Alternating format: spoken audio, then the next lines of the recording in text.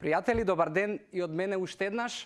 Добродојдовте во новата рубрика и епизода од Утринска на Телма, прашање и одговори со Јосиф.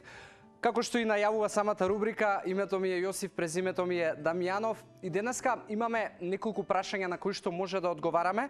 7 се по број и оние кои што можеби се уште не сте запознати како може да ги добиете одговорите на вашите прашања, може да го користите хаштагот #AskJosif или па да го користите, да ги користите моите профили на социјалните мрежи кои што може да ги видите на екранов и да ми поставувате прашања и да нормално ги доставувам одговорите до вас или па да ги наоѓаме каналите на кои што може да се наоѓаат одговорите на вашите прашања.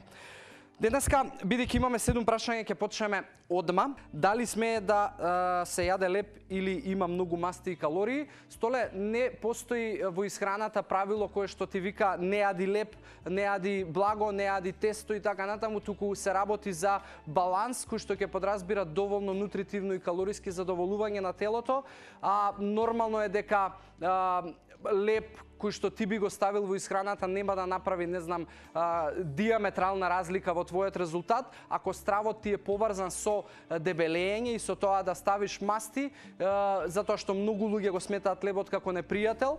Јас би рекол да си го тргнеш тој страв, бидејќи на филозофија на страв не можеш да победуваш и да правиш позитивни резултати, а од друга страна лебот не е непријател. Работата е што потребата за тесто кај повеќето од луѓето е резултат на недоволната добра исхрана која што имаат во текот на денот и им се јавуваат такви потреби и сметаат дека лебот или благото се криви. Значи не постои дека не смееш да јадеш многу леб затоа што има многу масти и калории, туку умереност на користењето на лебот, да речеме, ако имаш граф, леќе, борани или грашок, е во ред, но пак ќе ти кажам, потребата твоја за тесто е поради можеби не задоволувањето на телото. Така да среди си ја исхраната, она што истото би го препорачав и на Анастасија, направи си некоја оптимална исхрана за твојот ден. Ако ти фалат одговори дополнително, ќе искомуницираме во приватна порака, но генерално не треба да се плашиш дека нешто има многу масти или калории. Работата е континуитетот на